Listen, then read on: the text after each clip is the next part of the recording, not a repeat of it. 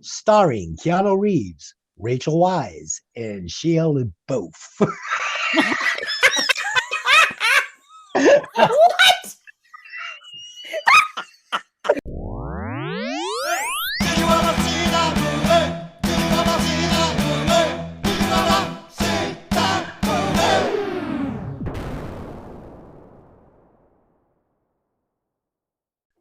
Welcome to Hey, did you ever see that movie?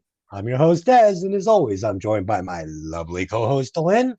I don't believe in the devil. You should. He believes in you. And back again, the podcaster with 1,000 potions, Mickey. You're that one that should go to hell, half-breed. Ooh. Today, we will be reviewing the 2005 supernatural film, Constantine, based on the comic written by Garth Ennis and Jamie Delano. Screenplay by Kevin Broden, starring Keanu Reeves, Rachel Weisz, and Shia LaBeouf. What? As always, this movie will contain spoilers, so if you haven't seen it, go watch it and come back and listen to the podcast. But before we get into it, let's run the trailer. I've seen hell blaze through these streets. I walk between two worlds, our world and the underworld. Constantine.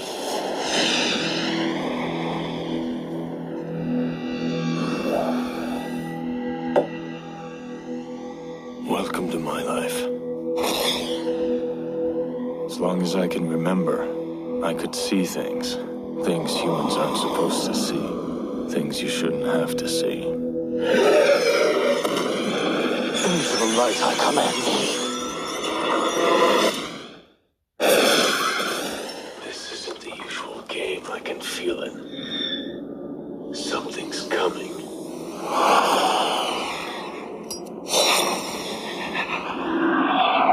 What if I told you that God and the devil made a wager for the souls of all mankind? I don't believe in the devil. You should. He believes in you. I need to see what you saw. You see them. They see you.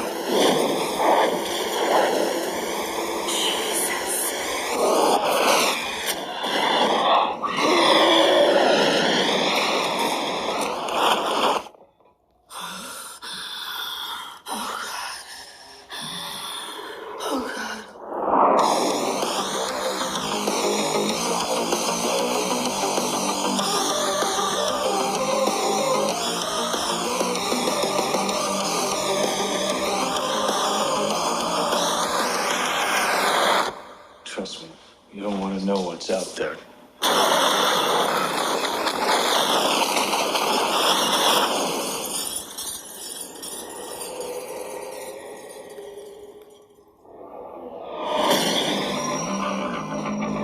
This is Constantine. John Constantine.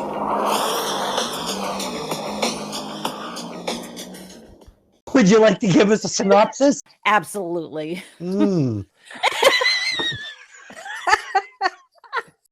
As a suicide survivor, demon hunter John Constantine has literally been to hell and back. He knows when he finally dies again, he's headed back to hell to be torn apart for all of eternity, unless he can earn his way into heaven. While helping a policewoman, Angela Dodson, look into her twin sister's suicide, Constantine discovers a plot to bring about hell on Earth. Nice. All right, and now it is time for Dez's 4-in-1 fun and fake facts, where I will give you 4 true facts and 1 fake fact, and it will be up to my 2 co-hosts to try and figure out which fact is total bullshit. Here we go. Number 1. For the exorcism shot in the beginning of the movie, the prop department had to make Keanu's cigarette the size of a cigar to get it into the shot. Fun fact number 2. The Spear of Destiny actually exists. Number 3. Mel Gibson and Kevin Spacey were both considered for the role of John Valentine, or is it Constantine? Number 4. Keanu Reeves actually had a motorcycle built with a custom paint job depicting scenes from Constantine.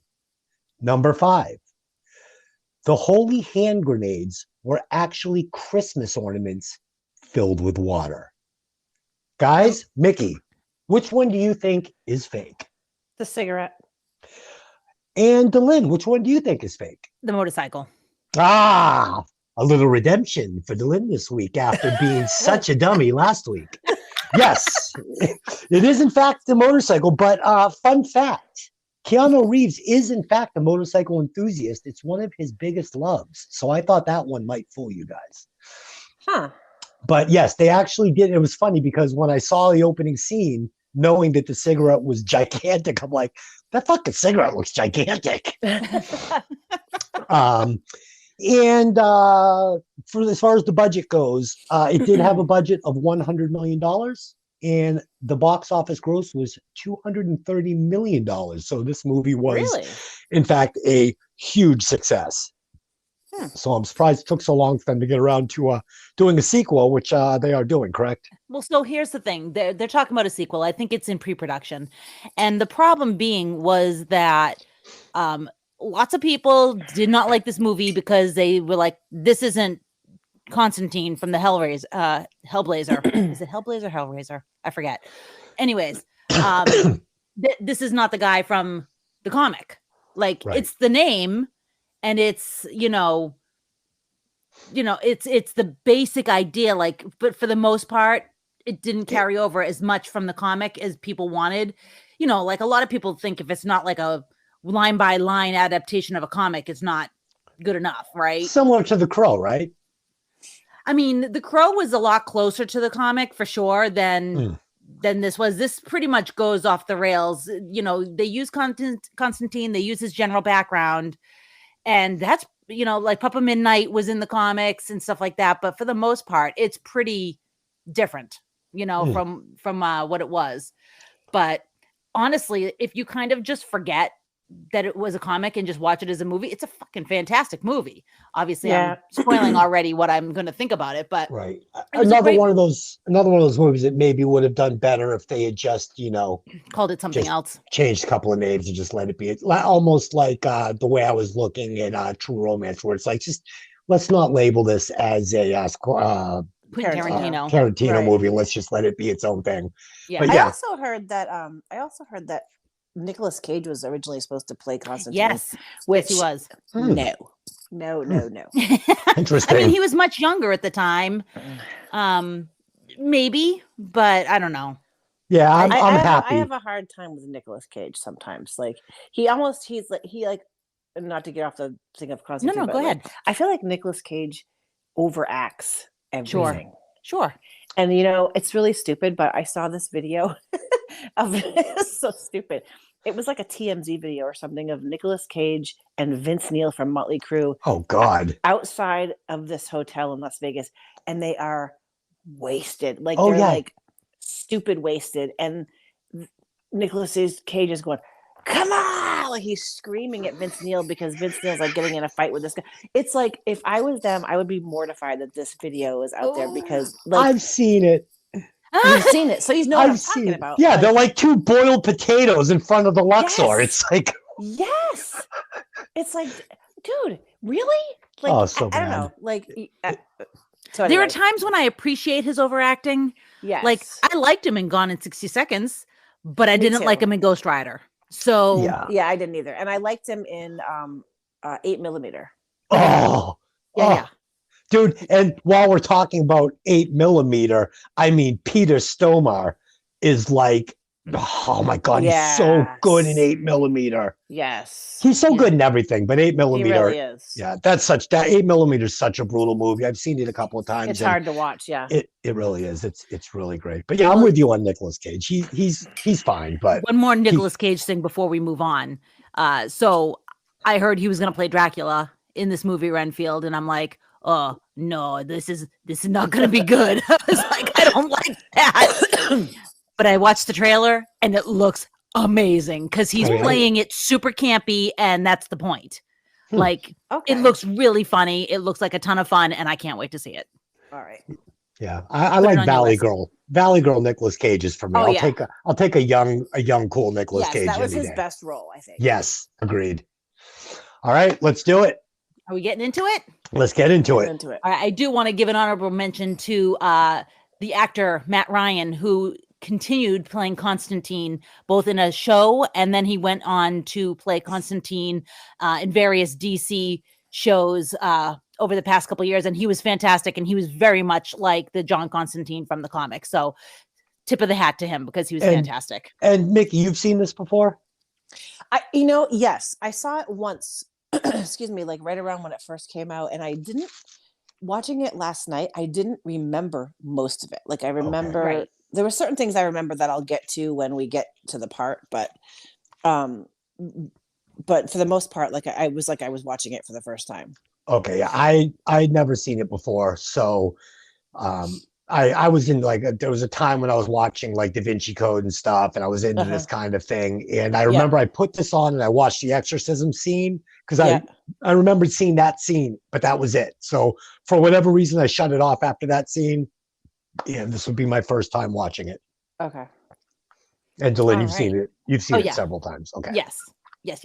All right. So our film begins with a quick text on screen explaining that the spear of destiny, the tip of the spear that pierced the side of Jesus Christ at his crucifixion, has been missing since the Second World War. In Mexico, several men are digging through rubble of a destroyed building. One of them, who's never named and is only known as the Scavenger, is played by Jesse Ramirez, but he finds a hole and inside is a package wrapped in a Nazi flag. As he unwraps it, the spear is uncovered.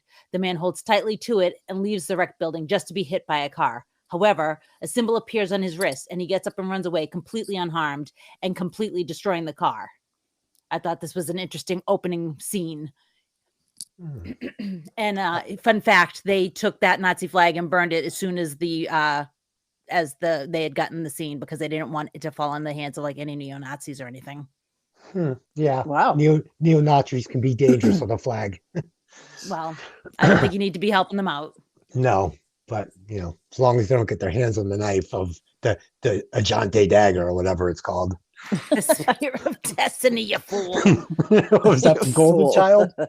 Oh my God. Unbelievable. Yeah, I thought the opening scene was great. I thought it was really cool. And you know what's funny? Like you see these two poor Mexican guys, and you feel bad for them, but I see the dogs. I'm like, somebody feed those fucking dogs. I know. That's the first thing I thought of too. I'm such a freaking a human goes without food. I'm like, dog goes without food. I'm like, love doggy, good doggy. It's like watching the videos of kids taking diggers and then you see an animal get hurt and you're like, no. My husband actually made a comment the other night because I showed him that video that I sent you guys yesterday. I was laughing. And he's like, you are awful. He's like, why is it that you watch a video with an animal that's injured or hurt and you cry like a baby? And I go, because it's different. Yeah. Yeah. Yeah, It's definitely different. Because it's not a dirty little human. Or it's not a dumb kid doing a stupid TikTok challenge or something, I said it to Len, I go, what kind of parents lets their kid shoot himself in the dick with a gun and films it? Oh my God. Like, this will be a great TikTok video. Go ahead, little Johnny. His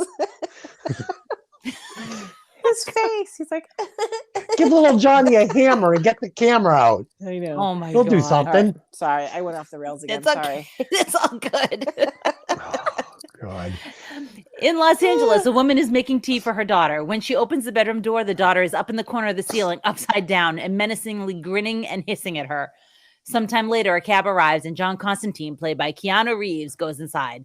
In the lobby, he is met by Father Hennessy, played by Pruitt Taylor Vince. He tells Constantine that as soon as he couldn't get the demon out of the girl himself, he called him. The girl is now tied to her bed, and after a brief introduction, Constantine attempts to get the demon out of the girl, but is unsuccessful. He demands a large mirror, and everyone watching scurries off to help him. Downstairs, Chaz Kramer, played by Shia LaBeouf, is sitting in the taxi practicing how he'd like to introduce himself like Constantine did to the demon. Constantine yells down at him to move the car. The mirror is positioned above the bed, which Constantine has moved to the window. He instructs the men holding the mirror to not look at it as he begins chanting while blocking the girl's eyes. One of the men ignores instructions and his hair turns white immediately. Eventually, he's able to trick the demon into the mirror. The mirror is forced out the window and the demon smashes with it. The demon is gone and the girl now is free. So that's a pretty cool opening scene, if I say so. That was pretty awesome. And it's funny because it reminded me a lot of like Exorcism of Emily Rose, like that scene. Yes. For some reason, like even though they creep me out, I love scenes like that. Yeah. My husband hates them. He was like, "What are we watching?" I'm with your husband. Yeah, I fucking hate these movies. And Oh, and nice. and so when he was like, when she's up on the ceiling and he's like, "Whoa." But then I thought the mirror idea was really cool. And like I said, I didn't remember this movie at all. So I thought him bringing the mirror over the bed was freaking awesome. And then I like, even though, the effects are a little outdated now, Yes. I think for the time they were awesome. Yeah, we're Mhm. talking almost 20 years now. Yeah. Yeah. Yeah. When he comes in, he reminds me of the character that what's his name in Pulp Fiction plays, where he comes John in Travolta? when he comes in to clean up the mess for Travolta and Oh, the cleaner, Harvey the Keitel? cleaner. He's like the cleaner, like when you can't get out a really stubborn demon, you call him the cleaner. Right. Comes in with a cigarette. He's like, "All right, I'm gonna need a couple of suitcases, and don't let me get in that fucking car and find out there's a light out." Right. So And you know who else I love is what's his name? I forget his name. The guy that you said played the priest. Oh, Pruitt. I love him. yeah, he was I don't very even good. know. What else was he in? So he was in Walking Dead. He's been in a ton of stuff. He was in Walking Dead in the second season. And he was Oh. also in a movie called Identity. I didn't see that, but I've definitely seen the second season of Walking Dead, so I'm gonna have to revisit He was that. the guy that shot Carl. Oh, Otis. He was right. Otis. I forgot. He's been in a ton of stuff, but he was in Identity. He was really good. Interesting. Yeah. What I liked about this movie and specifically this scene, one, I love the exorcism, like the Lynn said, with the mirror and everything. Very cool. I was afraid for John that he was going to get bitten. Like he kept putting his face so close to him, like she's going to fucking bite you. I wish he had. And one thing I also really liked about this movie was, unlike Da Vinci Code, and don't get me wrong, Da Vinci Code for what it is a perfect movie. It's a really great movie, but there's a ton of exposition. Like if you're not paying attention to the screen and the dialogue at all times, you will get lost on that adventure. Right. This one, they kept it very simple. I understood what was going on at all times without a ton of exposition, without a ton of rules. Like it was very easy to follow, and it was a fun story. And I really enjoyed that about it. And I thought this opening scene was great. Yeah, it was pretty cool. Absolutely. So as John is leaving the apartment, he notices a picture of a drawing of what looks to be like a spear or a knife. He takes it off the wall and takes it with him. Father Hennessy is following right behind, but somebody is watching them as well. Somebody whose face is in the shadow as he flips a coin across his knuckles. John asks the father to remove a protective amulet he's wearing and listen to the ether because the exorcism he just performed, quote unquote, wasn't right. He can tell something's happening and he wants the father to report back to him with what he can hear. Chaz bothers John to teach him some more about what he does, but Constantine refuses and demands to be taken home. Home, as it turns out, is a dreary apartment filled with heavy shutters lined by holy water bottles above a bowling alley.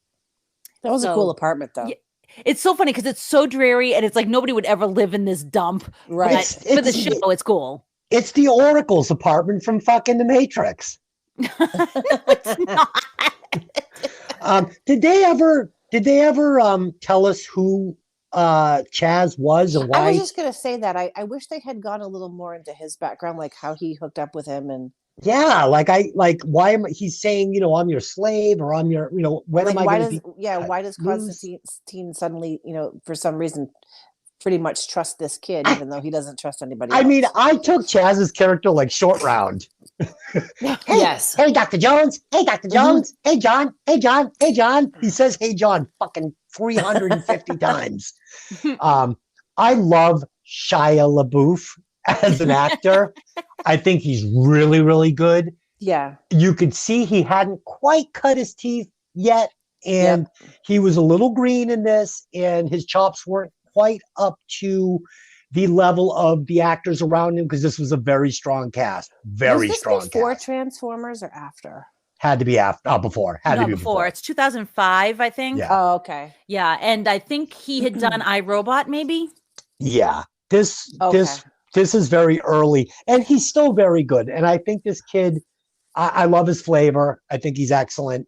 But you're going up against, Tilda Swinton, Keanu Reeves, Keanu Reeves is a fucking miracle of acting. Seeing that he was fucking Bill. I mean, Yeah. was he Bill or Ted? Does it matter? He was Bill. Okay. No, I'm sorry. He was Ted. Oh, was he Okay. Ted? Yes. Okay, I mean, I'm Because confused. Bill was the lost boy.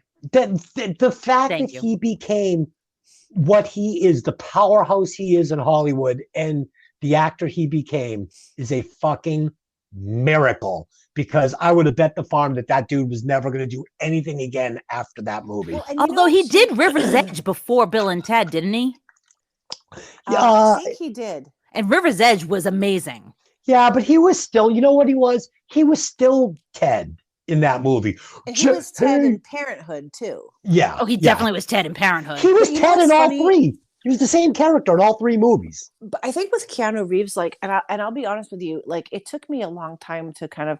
I thought he was cute. Who doesn't think Keanu Reeves is cute? But like what in Dracula with Gary Oldman, he almost ruined that for me because I said, watching it because I love Gary Oldman so much, and Gary Oldman is just, again, I have him kind of like on a pedestal, but like, Yeah. No, I know exactly what you're saying. Yeah, it took me like he was.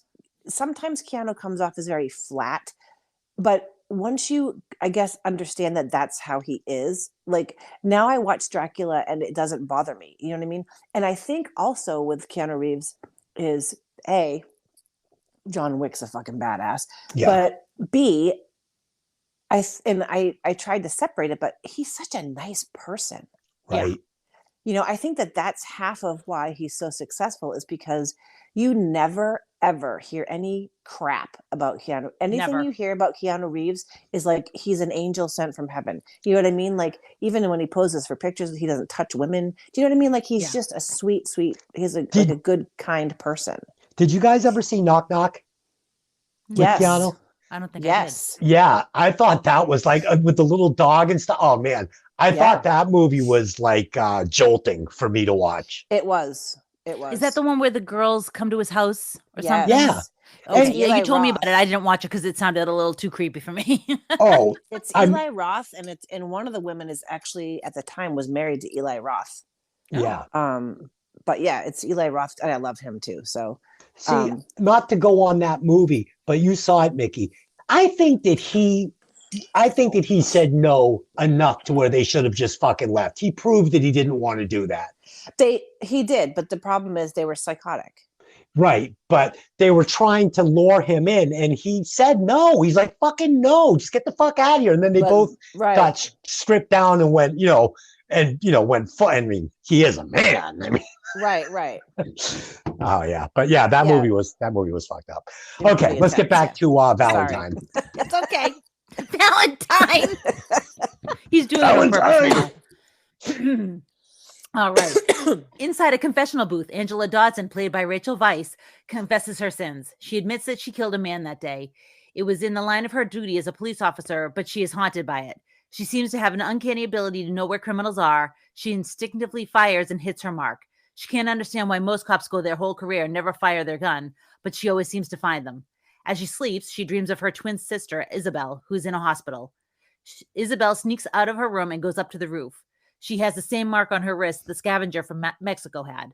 As a voice calls her name, she jumps to her death, crashing through a glass ceiling into a shallow therapeutic pool. Angela wakes in terror. And I always think that this is cool because, when I first saw this, I don't realize this is her sister. That's what I thought. Is it her? Is it what's going on? It took me a minute to catch on. Mm-hmm. Right. Me too. What I liked again about this movie was at this point I was confused and I'm like, oh, this is weak writing or I just missed something. But the screenwriter was smart enough to know that this is all going to be explained shortly. So I just rolled with it. I just went with it. Is this a dream sequence? Is it hers? Is it her sister? I don't know what's going on, but I'm enjoying it and it's going to be explained. Exactly. Mm-hmm. So Constantine finds out that he's got aggressive lung cancer from smoking. The doctor advises him to make arrangements, and he says he already knows where he's going before leaving the radiology department.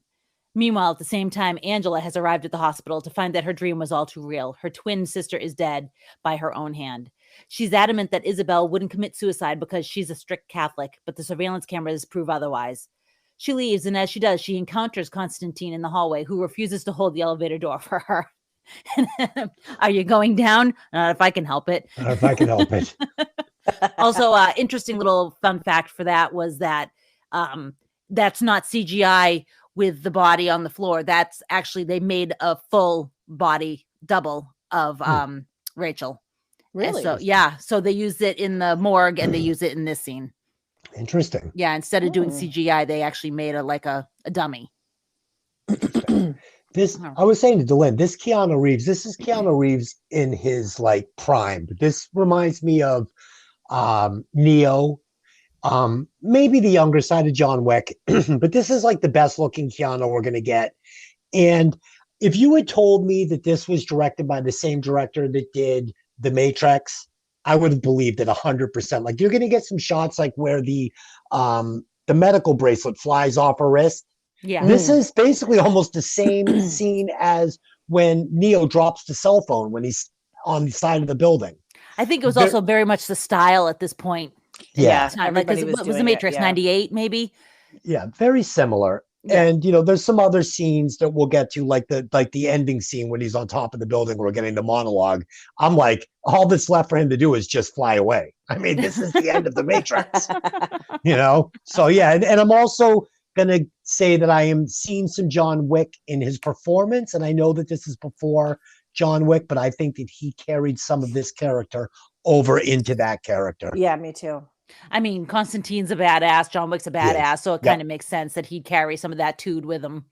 Definitely. We were watching it last night, and my husband was like, "This is like John Wick with demons." Yes, I said the same thing. I was thinking the exact same thing. I'm like, when Shia LaBeouf dies, I'm like, oh, there's the puppy. He's going to kick someone's ass. There's the puppy. Tilda Swinton. Tilda Swinton. Oh, I didn't put an L in there. How surprising. She was really good in this. I love her and everything. She was in Vanilla Sky. I thought she was really good in that.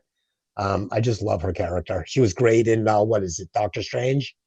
Yeah, she was the ancient one. Yeah, she kicks ass. Yeah, we're getting to her. So, okay. The scavenger's on the move, easily jumping over a fence at the border while cows drop dead and disintegrate in his wake. Constantine is back home. It was gross, right? Constantine is back home, and Beeman, played by Max Baker, comes to see him. Beeman brings him some interesting tools to help him with his work: a screech beetle from Amityville, holy water from the River Jordan, and some dragon's breath, a volatile fire shooting wand. Beeman wants to know what all the items are for, and John explains that he thinks a demon soldier was trying to come through the girl he was just sent to exorcise, not just control her, because that's what normally how an possession works, is that they just control the body like a finger puppet. Right. And this demon was actually trying to come out. Like, you saw it trying to come out of her neck. It's crazy. Right. Yeah. So Beeman says that's not possible, but John asks him to look into it anyway. And I kind of love this Beeman character. Like, he's like this like little bookie nerd, and just I loved him. So like, I wish there had been more Beeman. I liked him. I liked him. I liked the character. Me too. He obviously loves the little toys that make noise, those little cow things that we all had as a kid. I'm like, that's cute. And it's funny too, because sometimes those kind of secondary, like, sidekick characters are annoying, or they don't really feel like they belong, or you could have done without it. But I really liked him. Yeah. And I think that they should have done more with him. Agreed. Yeah. I enjoyed his character very much. I thought this was a very tight script. Again, for the small amount of exposition we got and explanation. And I mean, usually when you got a movie like this, demons and possessions, and there's all and religion, you're going to get a million rules and a fucking ton of exposition that just puts me to sleep. Right. This is a good action movie. It's exciting. It's fun. I'm so glad they went that route. Keanu Reeves smoked exactly 13 cigarettes in this, and it was done on purpose for whatever the reason was. I can't remember. Well, 13 is an unlucky number. Okay. I was going to give you some bullshit fact, but I'll spare you. No, it's because 13 is an unlucky number. And also, if you add together the numbers from Isabel's hospital room, it adds up to 13. Right. So they were purposely putting 13s in the movie to, kind of drive home the bad luck thing, Gotcha. And I loved all the little toys that the guy busts out on the table. I loved the dragon fire. I thought that was super cool. That was cool. Yeah. Yeah, so great character. And it's funny at the bowling alley. I know we're not quite there yet, but when we get to the bowling alley that Beeman works at, um, it's what is it? Bowl is the name of it, right? Yeah. Yeah. So on the wall, you've got the BBB, but it is really 666, the way they Yeah. have the B's positioned. Yep. I And thought it that also was pretty looks cool. like a ball, like three bowling balls with like lines coming off of it. So like it's the bees, it's 666, and it's also bowling ball. So it's really kind of a clever design, whoever thought of it. Fun fact, we found out last week that I am in fact not a bowling virtuoso. We weren't sure if I was a prodigy. We went with some friends and I said, I think I might be a bowling prodigy. We'll find out today. I rolled a 57. Delin beat me by like 40 pins with some bizarre front grip bullshit thing that she made up. It was pretty embarrassing. I mean, I was there with my karate instructor and his wife, and yeah, fucking embarrassing. Bowl like shit. Fun Oh my fact. God. I bowl overhand. It's very weird. I don't know why. I can't make myself do it underhand. I just can't. I can't do it. So I just like, well, I'm just Really? gonna. Yeah, it's really weird. It's kind of Yeah. like a knuckleball. It's weird. I don't know. I haven't Yeah. been bowling in years. There was Thank a you. there was this little cutout. There was a restaurant to the right, and then the alley to the left. There was this like little cutout. We were on the farthest lane. And just as I'm getting to bowl, this like 10-year-old fat kid sticks his head through the window and is like watching me bowl. And I'm like, where the fuck is this kid's parents? Mickey, I want to get the video camera out and I'm going to hit this kid with my bowling ball and we'll send it to Mickey and she'll laugh. I will. I think that we should, when I come out there, we should go to dinner. Des can wear his Miami Vice suit, and then we'll go to the bowling alley and do score tonight. Oh love yeah. I love all of this. Oh yeah. Yes. Bowling in that outfit. That'd be something. Can I please wear Stephanie Zanoni's bowling shirt, please? Yes. Yes. Yes.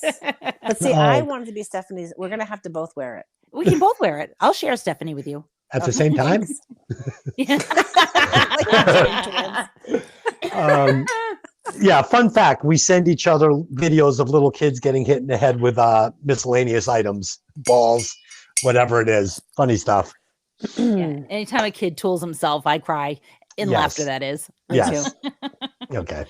We're All horrible right. people. I don't think any of us have children, is what it is, right? No children? Right, correct. Okay. children. Yeah. But don't hit a fucking puppy in the head with a ball. You're in big trouble. Yeah, I'll come All for right. you. Let's get back to Valentine. I'll turn into Floyd. I'll fucking kill you, man. Don't condescend me, man. I'll kill Man. you. All right. So that night, John goes to a church. He's come to speak to somebody, but so has Angela. She makes a comment about him being rude before going to speak with the father, and John goes to speak with the other man that's standing at the fireplace. It turns out that this is no man. It's the angel Gabriel, played by Tilda Swinton. While Angela argues with the father that Isabel deserves a Catholic funeral and burial, John and Gabriel are having a verbal sparring match. John is trying to make sure when he dies, he goes to heaven. He thinks that all the demons he sent back to hell should secure him a spot, but Gabriel explains that it doesn't work like that. God expects true belief in self-sacrifice, especially since John is a suicide that survived. So I think that this is, first of all, Tilda Swinton, like, Yes. just, and the inspired casting. Because there's like certain casting choices that people have made that you want to kiss them. Yes. Mhm. I want to kiss the person that cast Tilda Swinton in this role because it is amazing. Tilda Swinton as Gabriel. I think that Viggo Mortensen as Lucifer in The Prophecy was phenomenal. And like Billy Zane as the bully in Back to the Future? No, Billy Zane as I forget, was he the demon in Demon Knight? He was like the crypt guy, like he was the head demon in Demon Knight. Oh. Yeah. I Also don't great think I knew in also great in Titanic. I love him. Yes. But Tilda Swinton, oh my God. Like I love that they used, first of all, a female for Gabriel, because that was pretty cool. Yeah, Loved because it it. gave them that kind of ethereal, is it a woman, is it a man? Like you can't really tell. Mhm. Right. Yeah, Perfect. she was amazing. Yeah. My favorite scene is when she puts her foot on his throat. She's got that big toe right on his fucking throat. I'm like, yeah. But I loved her in this scene. I love the suit. I love how she's like, you're fucked. I'm just like, what? Oh, it was great. It was She great. was so You're young. badass. Yeah, you're gonna die young because you smoked 13 cigarettes or whatever. It's just 30 30 cigarettes, cigarettes a day. since Yeah. you were 15. I was like, well, Pat's in trouble because that's about half as many as he smokes. Oh God. Shouldn't smoke that much. It makes me nervous. He's gonna kill himself. It's not the Wow. cigarettes, it's the meat lovers pizzas and the frescas he drinks. Oh Oh, God. Jesus. The guy needs to eat a vegetable. He literally lives across No. the street. He literally, and I'm not even joking. The farmer's market that I adore, that I long to go to, I drag Des to whenever I can. This beautiful farmer's market with they're pulling produce out of the fields and putting it on the stand for you. He lives literally. He could walk across the street and walk right in their front door, and he does not eat a single vegetable Pat ever. will not eat a vegetable. Why? It's his motto. It's his credo Do you in have a life. death wish? He will not eat. What he actually likes to eat when he's watching the movies, fun fact, is he likes to get chocolate frosting that you would frost a cake with. And he'll No. eat that with a thing of peanut butter. And first he takes the spoon and he scoops the peanut butter, and then he scoops it into the chocolate bullshit. frosting. That's bullshit. That's not real. No, that's real. That's real. That's no, real. sir. And he washes it down with his what is he? Fresca, because he says it's hydrating. And another fun fact is Pat is also very skinny, and you wouldn't think so. Not by the way he eats. Oh Not by God. the way he eats. Yeah, he's gonna outlive all of us. He probably will, honestly. Look at Keith Richards. He outlived everybody. There you go. There Oh you my go. goodness. All right. Okay. So Father Hennessy is hard at work searching through newspapers, using the psychic power he has to look for something that might tip him off as to what's going on. When he distinctly hears the same voice that called for Isabel in Angela's dream, and the same voice that she heard on the roof, he grabs onto a newspaper with the story about her death. Angela is back home and is watching the surveillance of Isabel jumping off the roof. She looks away from the feed for a moment and hears Isabel say the name Constantine. When she rewinds the video, Isabel doesn't say anything. Then every phone in her apartment begins to ring incessantly, but no one is on the other line. I thought this was creepy because it was like, is it Isabel trying to talk to her from the other side? Right. You know, I thought that was kind of cool. Yeah, I think it was just like artistic. I didn't think that really that the director was trying to say anything with any of this. I mean, again, there's no exposition here. They don't say that, why she says Constantine. Is she trying to, it's just none of it made sense. The phone's all ringing. None of it made sense, but I was fine with all of it. I thought it was fun. I think that she knows that Angela has crossed paths with Constantine, and Constantine is somebody that can help them and can help Angela, because I think Isabel knows Angela's in trouble.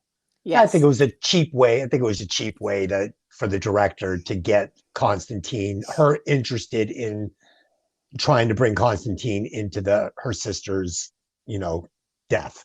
Gotcha.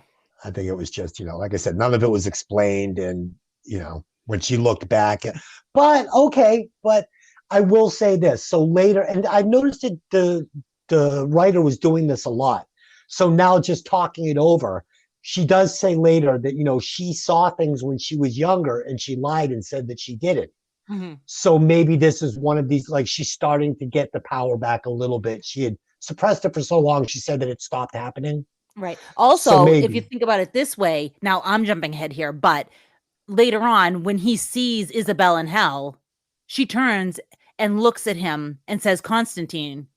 Mm-hmm. So that is basically, she's replaying what happened to her on the roof. But why did she turn and look back at the camera and say Constantine? Yeah, and say Constantine. So it's almost like she already knew how things were going to go in hell, that she was going to see him in hell. You know, or she was leaving a breadcrumb trail for her sister that she knew she'd find along with the breath on the window, which we'll get to. Yes. Okay, so talking through it, I guess it makes a little bit of sense. Yes. I'll take it. You know who I love, and I apologize, I don't know if we've seen him yet, is Papa Mojo.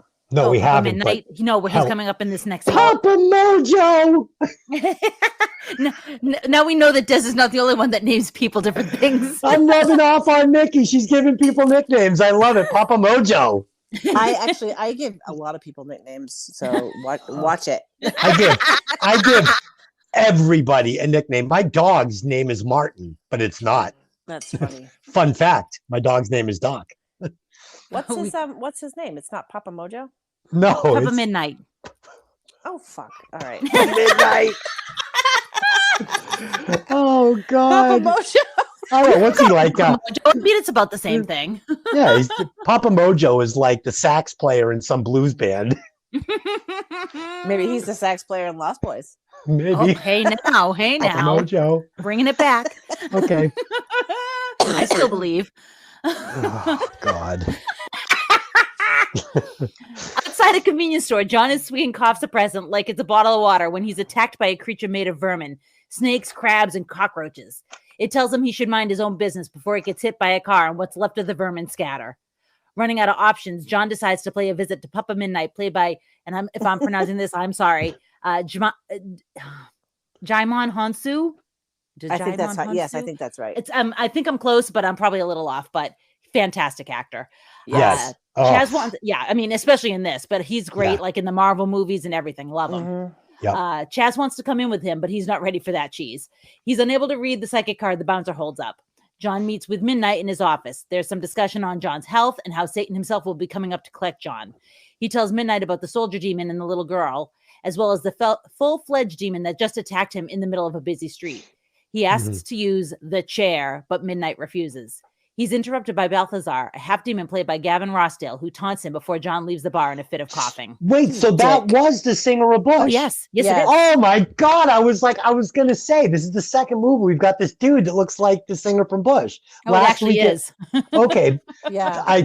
He was, wow, really good. I am surprised that He was a really good dick. Yes. he was a good actor for Gavin fucking from Bush. I can't believe that was really him. Bushdale. Kevin Bushdale kicked ass in this.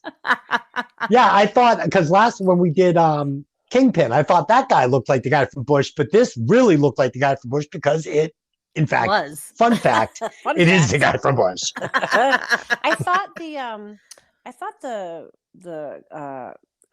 Jesus Christ, I can't talk. The creature, the snake, the vermin. roach, Yeah. the vermin thing. I thought that was a little cheesy, and yes. all I could think of was Venom. Oh, Yeah. right. Yeah. I and know that they initially made a suit out of the vermin. Like there was actually like a practical makeup suit made out of vermin that they used so he'd have something to act against, and they replaced it all with CGI. So, I mean, again, CGI was still kind of right. For the time, I mean, it was good, but I don't know. I was watching it, I was like, it reminded me of something like you'd see like going to Universal Studios now and seeing it like on one of the 3D rides. Like that's what it made me think of. And I just, as you were talking, realized that Papa Mojo's was actually a restaurant in North Carolina that I went to. that explains it. So, Mickey, if you're ever in the North Carolina area and you're at Papa Mojo's, what would you suggest off the menu? To be honest with you, I don't know because it was a long time ago and it was Cajun food, and I'm not a huge fan of Cajun food. So avoid Papa Mojo's at all cost if you're in the North Carolina area. Do not go to Papa Mojo's.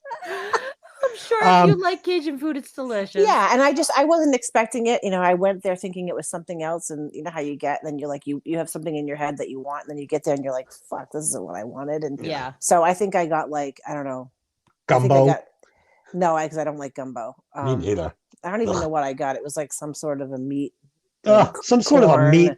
Yeah, sounds horrible. I don't even know. Like, it just wasn't good. Some poor tortured animal over-seasoned. Apparently the food is very good. It wasn't what I wanted, so I didn't like it. Right. It was me being a spoiled Did shit, you so. Did you notice if they had a spiced Cajun capon? Yes, he gets it in the capon. Give me the barbecue pecan. Okay, The Capone. yes. The Capone. Oh God. Give me some barbecue pecan, some Cajun style capone. Oh, Jesus. Fun fact: the capon is a small chicken, little roaster. I'm gonna get you a shirt with a capon on it. Dude, the listeners are like, all right, dude, the fucking little chicken.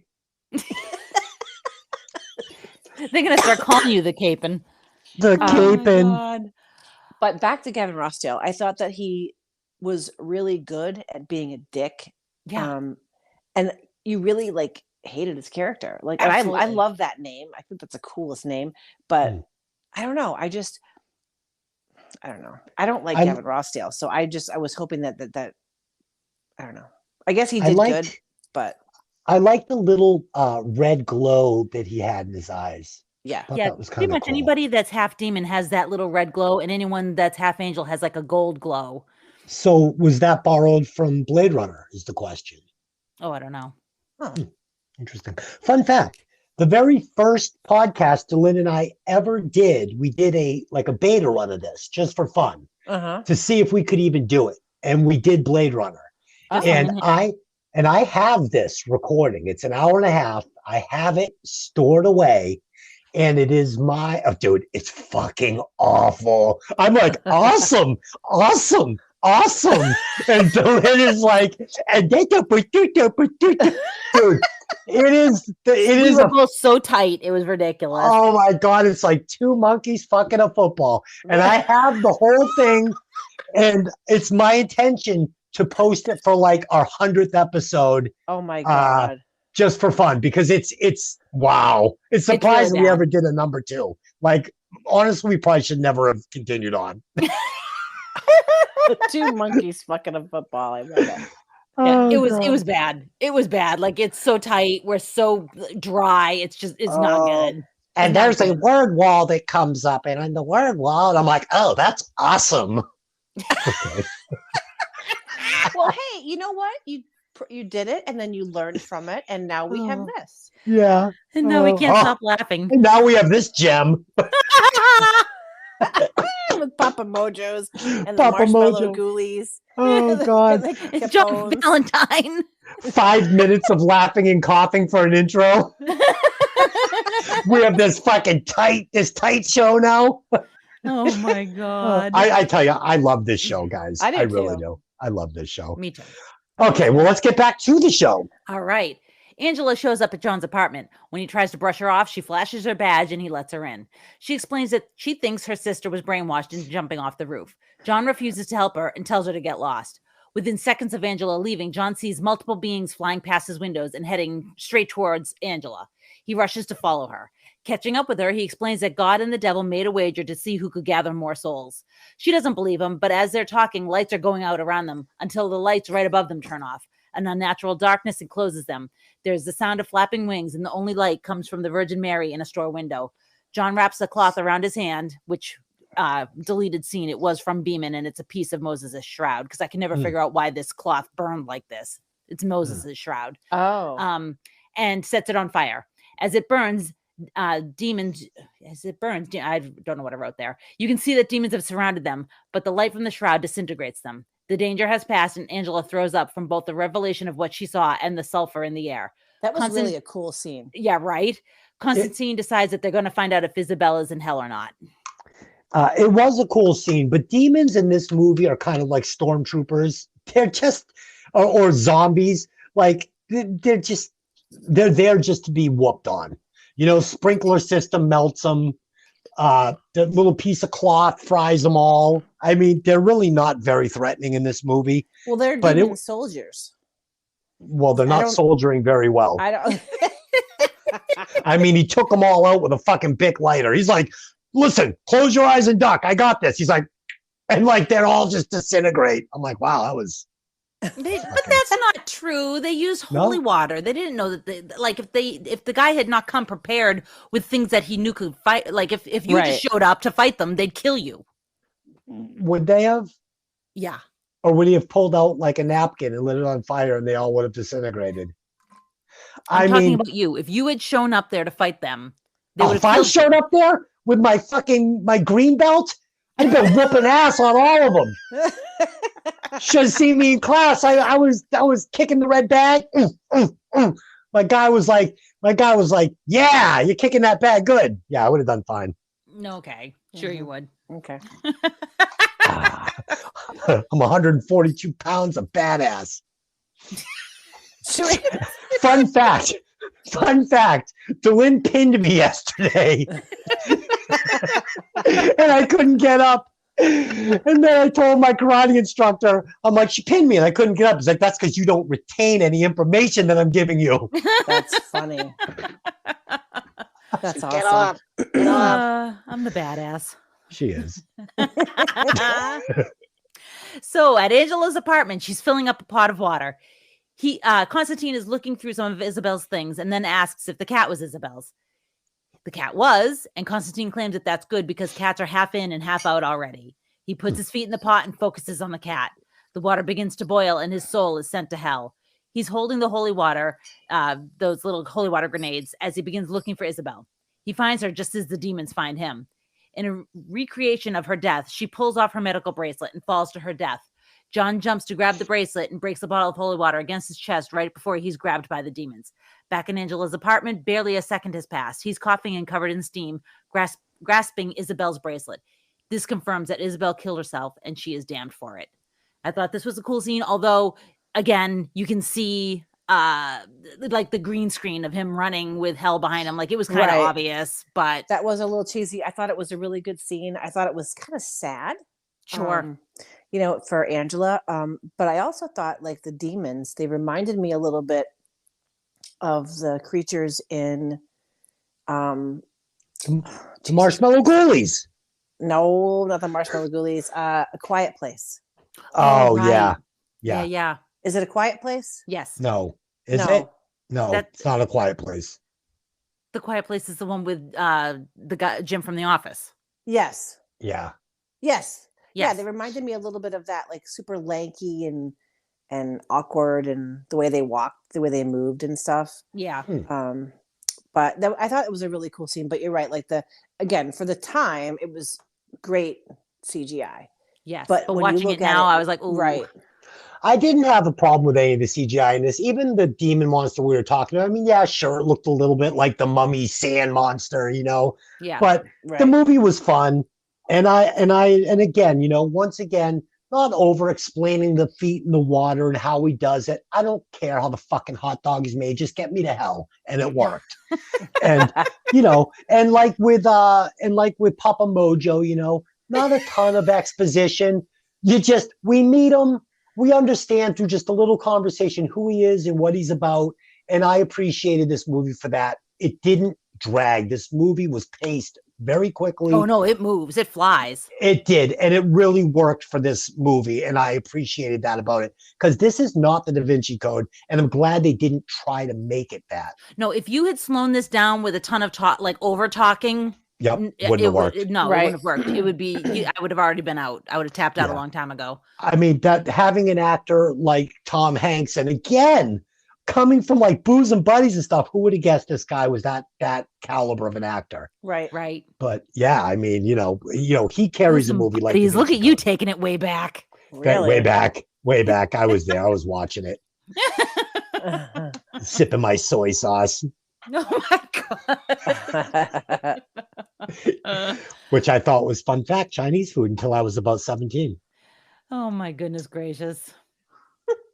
All right. So let's move on. Don't worry. He gets plenty of Chinese food now.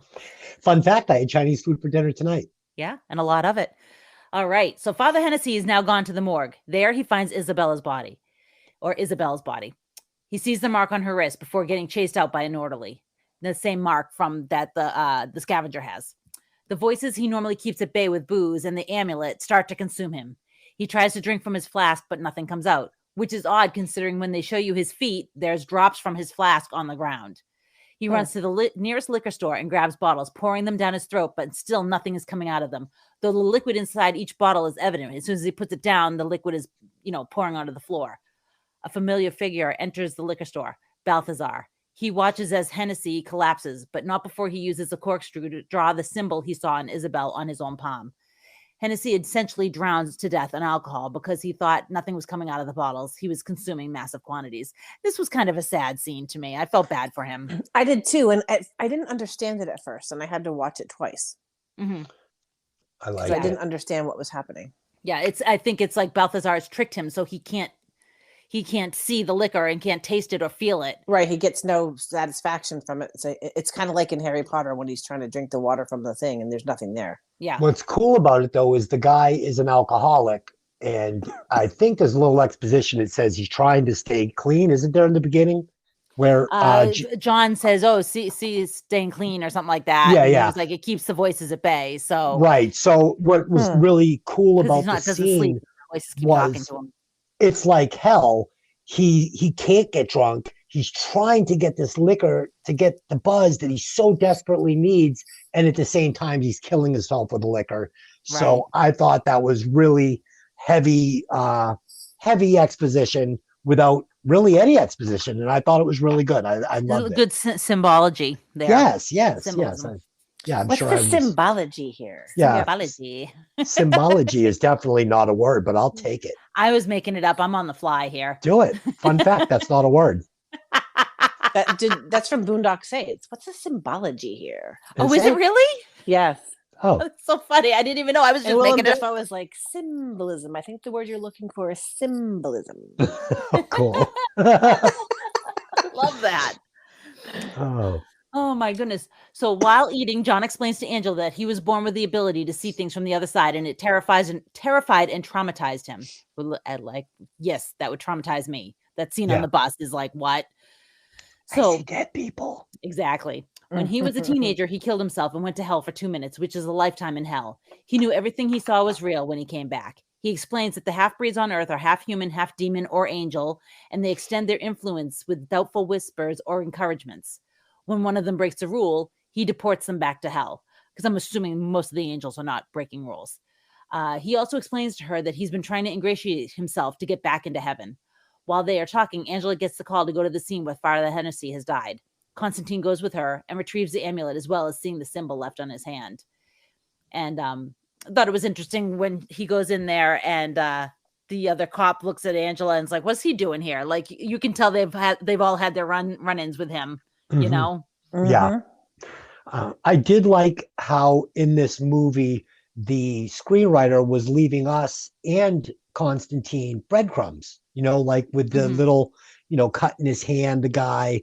And again, it was enough just to keep the movie moving along and to explain how, they were figuring things out without, these big downloads. So yeah, cool. I mean, this Nicely done. scene is pretty much the only time there's an explanation, and it's only because he's explaining something to her. Yes. And it's very brief. Yep. Other than that, you kind of just pick things up as they go along. Right. Yes. Which I appreciate. Yeah, but the movie made perfect sense to me. Everything that I was confused on at one point was explained to me later in the movie. And as I realized that that's what this guy was doing, I stopped being like, "Oh, I don't understand what's going on here," because I knew the answer was coming. Yes. Right. Yes. They definitely were not just putting the plate on the table. They were letting you smell it first. Yeah, it was a clever screenplay. All right. So Constantine and Angela go to the hospital where Isabel died. John is convinced she must have left a message behind for Angela. After a not so gentle prodding, Angela realizes that Isabel has left her a message written on the window, written with her breath. Corinthians 17:1. Angela says there is no 17th act in Corinthians, but John informs her that in the Bible in hell, there is. They call Beeman, who looks up Corinthians 17:1. There's a drawing of the symbol, also known as a sign of Mammon, the son of the devil. There is also a drawing of a demon springing from the body of a woman laying flat while another entity with wings looks on. Beeman hears noises coming from behind him, but continues talking to John. As he reads from the Bible, sounds continue coming from behind him. He explains that Mammon would need the help of God to cross over.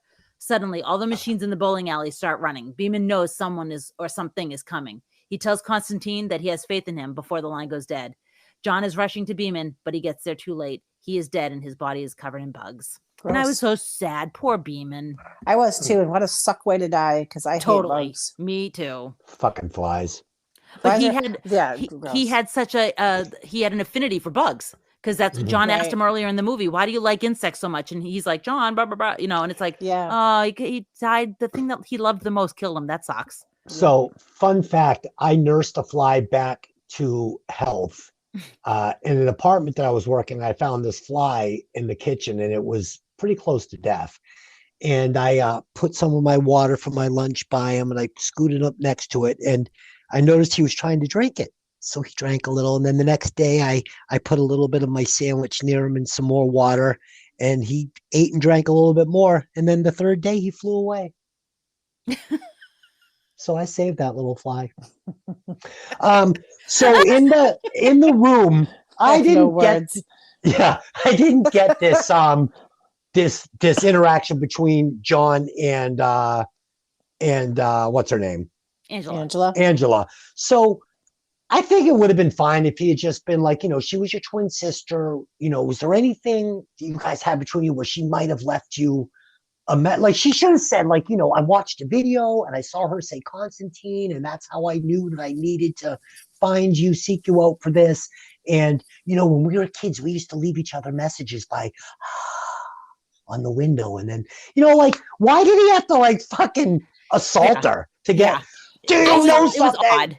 Yeah, you know, I don't know. I thought that she did say she said your name in the video. Oh, I don't know if she said that or not. I thought she did. I still thought that him being so aggressive with her was misplaced. I just don't know. Like, it didn't feel like she needed her memory jogged that hard. It's like he should have just said, "Hey, is anything you guys used to do, twins?" And she left you a message somewhere. Well, like, I think because she later on it comes out that she, her sister was special and she was too, but she saw how people treated her, so she was like, "I'm not doing that." I think she felt guilty and shame. Yeah. I don't know, man. This scene didn't work for me. It was one of the few scenes in the movie that didn't work. I was watching it going, why is he assaulting her? Like, what? Where it is was this unnecessary. Coming from? It was unnecessary. They probably could have done it without that. And then for her to just suddenly remember this, like, oh yeah, we used to leave messages on windows. It's like, okay, she's a fucking detective, which makes it that much worse. You're a fucking detective, and you have this little nugget of knowledge in your mind. We used to leave each other messages in breath on glass. Like, you're a fucking detective. Go check the fucking glass. Okay. I think that there could have been any other way to do that. Like, even if, like they're in the room and like somebody comes in with a boiling thing of water to wash the floor or the bedding or something, and the steam, like, and she sees it and she's like, "Oh, when we were kids, blah, blah, blah." And there was, I don't think there needed to be an assault. That's assault, brother. Yeah, it is assault, brother. Oh my goodness. That's fucking Billy Madison. Yeah, I think so. That's dare me assault, to, brother. I dare you to touch your boob. That's assault, brother. Oh my goodness. So the scavenger now hijacks a truck and takes off, heading towards the city. Angela explains to Constantine that she used to see things like Isabel did too. She abandoned her sister and pretended she didn't see anything. She's racked with guilt and wants to be able to see again. He explains that if she does this, she can see them, but they'll see her too. He fills up the tub and she lays down in it. With her head underwater, he holds her down. She tries to get up and he won't let her. She struggles, fighting to get up and breathe. Then she dies, and for a split instant, she's in hell. The tub fractures and Angela is back. She knows that someone was there, and she goes back to Beeman's spot. Bending, she pulls a coin from the crack in the floor, Balthazar's coin. So I like this scene because the first time I ever watched it, when she comes out of the tub, she's going, I always knew where to go. I always knew where to look. And I'm like, what is she talking about? Like, I didn't get it. And then I remembered what she says way back at the very beginning of the movie. She knows where the criminals are going to be. She knows how to fire her gun and hit them perfectly. She always knows where to look. And I was like I was like, why does she say that? Like, I couldn't quite figure out what she was saying. And then I really paid attention to it when I was watching this yesterday. And I was like, oh, that she's talking about, that's how she knew, like, she was still connected, right? Even though she denied that gift, or if you want to call it I didn't even get that. That's awesome. Yeah, I didn't get that. I picked that up right away. I thought that this kind of reminded me of The Wedding Singer. Like, she's like, just FYI, I see things too. It's like, this information would have been good to me yesterday. Well, she wasn't seeing things. She just also had the gift, but she had denied it long enough that she wasn't seeing anything anymore. I was just being humorous. I thought it was cool. I felt her desperation in the tub. For a minute, I almost felt like she was looking at him like, uh-oh, did I trust a lunatic? Is he killing Yeah. me? No, true. Because You wouldn't know? you think that? Yeah. There's no way that fucking old fucking cast. There's no way that tub breaks in half. Just Well, not no, happening. if it was cast iron, it wouldn't have broken. I think it's just porcelain, but still, Even if it was porcelain, that thing was an ancient tub. They build those things to last. That thing isn't breaking. And there's water damage now. You know, there's water damage. There's demons. I mean, yeah, she broke that thing with the force of hell. I kind of wish that we had seen a quick vision of her experience. I kind of wanted to see it. me too. Yeah. I did like the effect that they kept using where time would stop, and then that's the moment that the experience would take place. They went to it a couple of times, and I thought it was effective. I liked it. Yeah. And they also said that when they initially did like the storyboards and showed hell, it was very dark and like the oil was the floor was like oil. So I think that's partly where the Peter Stormare with the dirty feet thing came in later. But they changed it and they decided to make it look like an atomic bomb had just gone off. Yeah, well, they wanted to actually make hell be that. It was going to be something like with oil all over the floor. Yeah. And they settled for him just having oil on his feet. Yeah. So that was going to be part of it. And there's no way when she gets out of that tub, she isn't going to need to be revived because he held her underwater for like 2 minutes. So her lungs are full of water. She's going to need CPR. She probably is. He's now got his suicide and her murder on his hands. Yeah. Oh my goodness. So rightfully so, John is pissed. He explains that he can deport or even kill Balthazar since the half-demon killed Beeman and Hennessy, and that's put the balance out of whack. Angela drives him to Balthazar, putting Hennessy's talisman around her neck. She wants to go with him, but he insists she stays put. As John confronts Balthazar with a blast of fire and then holy water to the face, Angela decides staying put is not for her. She takes off her jacket, throws it in the car behind her, and we see that the talisman was stuck on her jacket and she's now left it behind. After a beatdown with blessed brass knuckles, Balthazar spills the information. The divine assistance needed for Maimon to cross over is the blood of God that's on the Spear of Destiny. He also laughs because he needed Angela, and John brought her right to them as she appears in the doorway.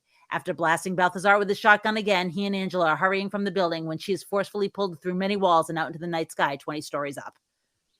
That was a really cool scene, and I loved the makeup effects on Gavin Rossdale. Oh my God, isn't it so cool? Mm-hmm. Yeah, that was awesome. That was one of the better effects scenes in that whole movie, I think. Yes. Well, a lot of it was practical, and then they just kind of tweaked it with CG. Because, you know, I definitely read stuff about him sitting in the makeup chair for hours and hours while they had different levels of the destruction on his face too, which was interesting. Yeah, we've said it plenty of times on this podcast that sometimes what you don't see is better than what you do see. Yep. And I thought in this case, going with the practical, instead of full CGI was the way to go. And how about those holy brass knuckles? I fucking laughed out loud awesome. when he pulled those out. And once again, Gavin is completely helpless. The demon is like they're weak. Yeah, he literally put up very little fight. And once he pulled out those brass knuckles, he was toast. Yeah. Mm-hmm. Yeah. Although I took great pleasure in watching him getting his ass beat. So I thought it was great. Me too. Yeah. Bush was one of those bands that grew on me a little as time went on. When Bush, in the day when Bush was popular, I was like, this band fucking sucks. I hate this band. Yuck. Sex is violence. Like, you're ripping off Perry Farrell. Your words suck. Your music sucks. You're weak. But then I watch them now and I'm like, all right, I get it. I think they had a couple of good songs. Yeah. Okay, he's talented. They're pretty good. They're pretty good. They're decent enough. They're I mean, fine. they're fine. They're paced. They're fine as a 4-letter word. It fucking sucks. They suck. No, I mean, honestly, like I don't despise them like I despise other bands. Like, there are bands out there that I literally want to poke myself in the ear. Creed, for instance. Nickelback, Creed, anything like that. I just can't. I can't. Five Finger Death Punch. Nickelback. Dude, Pat's fucking, he plays this fucking stupid playlist at work. I'm like, will you shut that shit off? It's like a 17-year-old girl from 2003. It's got the Nickelback and like, oh my God. Get some Who's the fucking headphones. Arms Wide Open song? Is that Creed? Yes. God, I Oh, hate that. God. I hate that song. I don't And then- like that song at all. They have one song that I like, and it's actually very disturbing. what is it? God. Is it the abortion song? I don't know. I thought they had like an abortion song that was horrible that I hated. Well, I mean, they're Creed. Aren't they a Christian rock band? Oh yeah. Yeah, but that guy got like nailed so many times for like sleeping with hookers and No. Perfect. he Perfect. was like with like Kid Rock, and they had like some video on it, and this guy was married at the time, and he did like there was some like Yeah, wasn't he married to Avril Lavigne? Or no, is that was a different guy? Nickelback guy. Oh, that's the Nickelback guy. Oh, I God. can't even keep him straight. Oh, Yeah. Scott Stapp. That's who it is. I hate him. Oh, Scott Stapp is such a freaking Oh, That's the guy from douche. Creed. Isn't that the guy from Creed? Yes. Yeah, hate him. Yeah. Scott Stapp I'm sucks. trying to look at the name of the song that I like. It's Dude. one song. And What it is was, that Nickelback song? My girl is a fucking cock magnet or something. She loves dick, gotta have it. I'm like, Pat, how can you listen to this trash? Yeah, my girlfriend's a dick magnet. That's the fucking. no, it's sir. not. Really? No, Yes. sir. Yes, that is the No. chorus. Yeah, my girlfriend's a dick magnet. Something's gotta have it. Oh, it's so bad. I'm like, oh God. No, sir. Yes, that's the chorus. My girlfriend's a dick magnet. Oh my God, it is. Yeah, it is. I just looked it up. Theory of a Dead Man. My girlfriend's a dick magnet. Oh That's my yeah. Let's God. give us the whole chorus, I am not going to. I'm not going to. We're not doing that. dude. That band is the biggest piece of shit. Those words are such trash. Oh God, that's disgusting. I also hate God. what else I hate is that song. The every morning there's a halo hanging on the corner. I hate Oh, that. come on, man. Oh song. God. What, Who's little Mark McGrath? I I'll like tell you little what, Mark I hate it. I McGrath. hate it because your girlfriend's a nice girl and you use her mojo to go out and have a one night stand. Screw you, Mark McGrath. You suck I too. like Mark McGrath. Maybe she wasn't a nice girl. Well, if she's got a halo, she is. So, Yeah, you're probably right. all Oh, right, God. moving on. Moving Shit. on. If you find out the name of that song, you can let us know. I do. It's called "Wash Away Those Years." Oh, okay. It's really disturbing. Like it's like you listen to it, and I don't know why I like it. I just really like the lyrics. And like I don't know. I've never heard it, but I'm going to go ahead and give that song one re-listen. Yeah, I'm I'll put going it to this give way, you a I pass don't- on that one. I don't own any Creed material. How's Good. that? Just if you hear Or it, you're like, oh, that's a Nickelback. good song. Or shit, Adam Levine's band there, Maroon 5. Oh, I like Adam Levine. I mean, I'm not a fan. Dude, no. Adam Levine. What's Adam that Levine one? looks like a Chipotle bag. No, He's what's that one song he does? Oh man, I love this. There's one Adam Levine song. He's I like dig the it. epitome of cheese dick. I can't remember the name of the tune, but it's good. Yeah, he's Oh. also a garbage human. So I'm all set. Yeah, Yeah. Oh, he's a human, so he's garbage. He's a total loser. yeah. Okay, All right. so here we go. So Fuck. John returns to Papa Mojo's. I mean Midnight's. Oh God. he For demands some gumbo? he's got a bowl of gumbo. And he returns to Papa Midnight's and he demands to use the chair. The chair. Midnight is hesitant to help him at first since he does his best to not play sides, but John reminds him that Beeman and Hennessy are dead and they were his friends too. Hesitant. Midnight- He was like, Yeah, no he- fucking way. Yeah, he tried to like kill him, but yeah. So I was just distilling it down. I have to say though, that scene was so awesome. And I even said to Tony when we were watching it, I said when he's got Constantine up against the wall and he's like he's sweating. Yeah. Yeah, I saw that. Yes, That was it's great. Coming out the back of like because he's using so much heat. Yes, I Yeah. saw that. That was dynamite. Also, $200 shirt, by the way. Yeah, great line. So Midnight relents and brings John to the chair, an electric chair that has been used at Sing Sing. John uses it in a ritual, much like how he saw Isabel, to find where the spirit destiny is. It turns out the scavenger has made his way to the hospital. While making shotgun shells out of holy relics, Chaz suggests using an enchanted cross in the water supply at the hospital to weaken the demons there. And after praying for them, Midnight sends them on their way. I liked this scene. It was like the little setup towards the big ending, you know? So I didn't like that Papa Midnight got so goofy at the end of the scene. I kind of wish that, I mean, this is pretty much the last we're going to get of him, and I kind of wanted to just have him go out hard the way he was through the whole movie. His character was great, and I didn't really like all the smiling and fist bumping at the end. I was like, eh. And I also was not, again, I had questions about Chaz's character. Like, Right. yeah, take the kid with you. You know, it's like, all right, is this like the fucking X-Men now? I mean, Right. Yeah. you know, it's now starting to feel like a Marvel movie. It's like, so let's not do this, you know? Well, I mean, I think the whole point was like John has been shortchanging Chaz and what he brings to the table all along. And as you see further along in the movie, he really does bring in a decent game. How? You know? Why? Why? No, but I agree with you, but I'm saying, why? Why does he bring this? How does he have this? Where is this knowledge coming from? Why is he a little demon ass kisker? I mean, none of this is explained. He's a fucking cab driver. He's a 15-year-old cab driver. What? No, he's like in his 20s. Oh, come on. I just wish they would have explained that more. No, Yeah. he was short round. He had blocks of wood on the pedals. This character for me anyway felt like 17.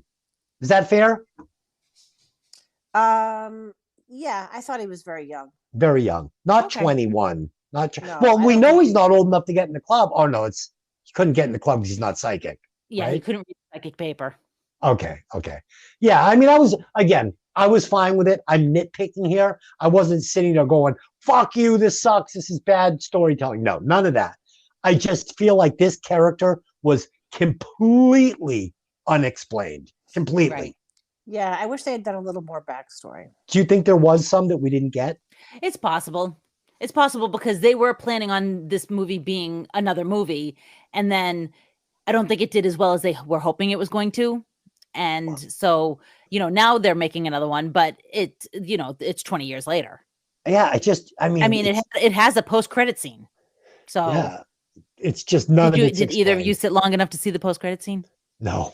Okay, well, that's okay. I wrote out what it was. Oh, I didn't either. Yeah, I wrote out what it was. I'll tell you what it was. What Okay, cab thanks. company does it work for? Is that his cab? I No, mean, because he says, I don't own this cab, John, right? Because that when he lands the mirror on it, he's like, I would have moved it if I had known you were going to do that. so does he have it? Does he drive cab any other time, or does he just drive John Wick around? Oh, it's not John Wick. It's John Valentine around. It's like, I don't know. The character was not flushed out at all, and it's too bad because I like the character. You know what? I was almost thinking, like, is he dead? Is this like, you know what I mean? Like for a minute, I was like, is he dead? Is this like a half-life thing? Is he like a half angel, half? I don't know. Something. Give me something. Anyway, honey. Oh, Mickey, how mad does she get at my eyes? Like you can hear it in her voice. I will come up there and pin you. I will. She's like, yeah, Okay. she probably will. I mean, I just might. If I'm lucky. Come up and pin me. Oh, God. Moving on. Angela is dropped through the same skylight her sister fell through, landing in a pool of water, but still alive. The scavenger is behind her, and he overpowers her. Chaz takes his cross to the water supply and puts it in while John confronts the demons gathered, blocking his way to the pool. He turns on the sprinklers with his lighter and begins shooting. In the pool, the scavenger is holding Angela underwater. She's transported to hell, where she hears the same voice that had been calling Isabel's name, now calling hers. It is Maimon, and he attacks. When John and Chaz get into the pool room, the scavenger is dead, and Angela is already possessed. They chant in Latin, and initially it appears that she is saved, but the demon is trying to free itself from her torso. Chaz helps focus him, and they fight Maimon back for now. Feeling that the danger has passed, Chaz relaxes, but is thrown to the side and then thrashed so hard up and down against the ceiling and the floor that he dies. Oh. John knows somebody else is there and uses an incantation to force the being to show themselves. It's Gabriel. They reveal that they feel that God is too lenient on humans and that they should have to earn his love and grace, and that is why they want to help Maimon create a hell on earth. they toss John into the other room and approach Angela. I thought this was actually kind of cool because it's like they needed divine assistance and they really had it, you know? Mhm. And, you don't really know how this all got cooked up, but I don't need to know.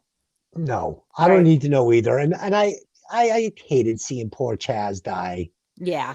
I thought the character was nice. I didn't want to see him die. And, there's no reason to kill him. Yeah. I thought for sure that they were going to bring him back. They should have. There was, again, none of it was explained. The whole Chaz thing kind of left me perplexed. But That was one of those, I feel like that was one of those ones like, what movie did we talk about? Oh, like, he's one of those characters that could have been left out and it would have been fine. yes. Yeah. Yeah. Or could have been written in more and would have been fine. Right. Yeah. It was kind of, they just kind of left They were him kind of in between. No pun intended. He was in purgatory. Wow. Wah, wah.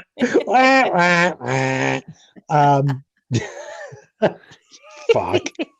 So even though we have old CGI here, I thought that the stuff like of Memon trying to come through her stomach was actually pretty cool looking. Like it looked distressing to me. Like I was like, oh my God, Yeah, a little Quado. That looked so, first of all, it looked really painful and it creeped me out because anything like that creeps me out. But I actually did say to Tony last night when we were watching it, I said, look how teeny she is because his hand almost covered her entire stomach. Dude, I thought the exact same thing. Unless I'm like, he's got huge hands. And she's got the teeniest little feet too. Like as her feet are kicking, I'm like, what is she, like a size 4? Like unlike Tita Swinton with that big toe. Tilda, I'm gonna put the L in now. Tilda had John pinned with that toe. Oh, it's amazing. But yeah, I couldn't believe. I'm like, I said to him, look how tiny she is. Like his hand's like covering her whole stomach. Yeah. It literally wrapped around her entire torso. It was like crazy. a -2. Yeah. Right. She's tiny. She was in The Mummy. I liked her performance in that. She's not a super strong actress, and Keanu is not a super strong actor. I mean, let's be honest. If it wasn't for The Matrix, I don't know if Keanu Reeves catches on, right? I mean, The Matrix made his career. No, true enough. I mean, like he was a decent actor, but he was, like you said, he was pretty much playing Ted in every movie. So that role broke the mold for him. It showed everybody that he could be something besides just oh dude, stoner dude, Yeah. Right. Yeah. But he's still not a phenomenal actor. I mean, he's not a phenomenal actor. He's a good character actor and he's a cool leading man, and he can carry a movie. But he's not Gary Oldman. No, he is not Gary Oldman. But he's good. And like I said, I think part of it is that he's Keanu. He's Keanu. And that's kind of like, there's other actors like that. For instance, Will Smith always plays Will Smith. Like it's Will Smith playing Will Smith. And it's fine. Right. It's good. It's fine. But you're not pulling me into your world. Like I'm not believing you're another character. Like that's like for me, like certain actors and actresses, like Jennifer Aniston. Mm-hmm. She's always Jennifer Aniston. She's always Jennifer Aniston. Yes. She has no personality. She's not that funny. She looks like a basset hound to me. Like she's just that's how you really feel. I don't get the whole. She is aging very well, though. She is, and she really is. But I guess apparently she's supposed to be really cool in real life. But I don't like her. Like I just, you know what I mean. So it's hard for me when I watch a movie with her to get past. And I admit it, it's stupid to get past that. It's the same thing, like. I don't know. I loved her in Office Space. Oh yeah. Well, I will say this: I loved her in Horrible Bosses. She's fine. That one Fantastic in Horrible Bosses. I agree with you, Mickey. She's fine, but she's Jennifer Aniston playing Jennifer Aniston. Exactly. And like I said, it took me a long time to get past with Keanu. Like, Dracula was hard for me because I'm like, oh God, he's sucking at this. You know what I mean? Like he's so just monotone and flat. But after a while, like he grew on me, and and now especially like, you know, I like the John Wick movies. My husband watches them all the time. Like he loves the John Wick movies. Yep. And I like them. You know, I do too. I consider myself a Keanu like I'm pro Keanu now. You Me know what too. I mean? As am I. Yeah. Yeah. Plus, he's a fucking awesome dude.